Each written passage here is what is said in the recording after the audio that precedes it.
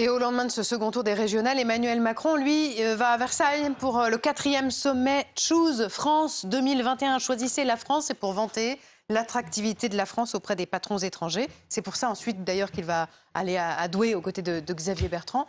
On est dans une pure opération de com, là ? Pure opération de com. C'est une campagne de promo de la France, 4e du genre. On réunit à Versailles des grands patrons étrangers et on vante l'attractivité de la France. Ça lui a plutôt réussi. En 2019, là, on a pris la tête du palmarès des pays en Europe qui reçoivent le plus d'investissements directs étrangers devant la Grande-Bretagne et la France.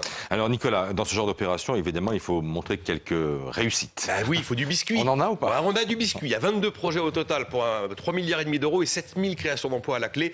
Le principal, c'est cette usine chinoise Envision à Douai pour 2 milliards d'euros qui va donc faire l'objet d'une visite présidentielle avec le président des Hauts-de-France qui sera présent. Produire des batteries pour Renault en 2024 et espérer créer jusqu'à 2500 postes en 2030.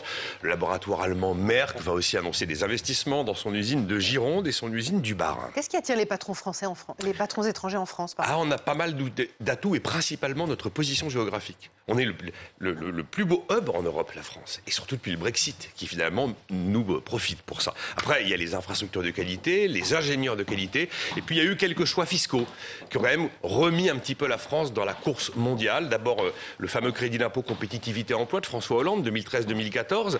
Ensuite, il y a la baisse de la fiscalité sur le capital avec Emmanuel Macron. C'est à l'automne 2017. On retrouve une fiscalité à peu près comparable avec les autres pays, même si elle est un peu plus élevée chez nous. Et puis là, cette année, on a commencé à baisser les impôts de production qui pénalisent fortement nos entreprises de 10 milliards d'euros. Donc évidemment, les mesures fiscales qui vont dans le bon sens, ça fonctionne. Et puis les réformes du marché du travail, ça commence sous François Hollande avec la loi El Khomri, puis ça se terminera avec les ordonnances pénicaux sous Emmanuel Macron juste après l'élection de 2017.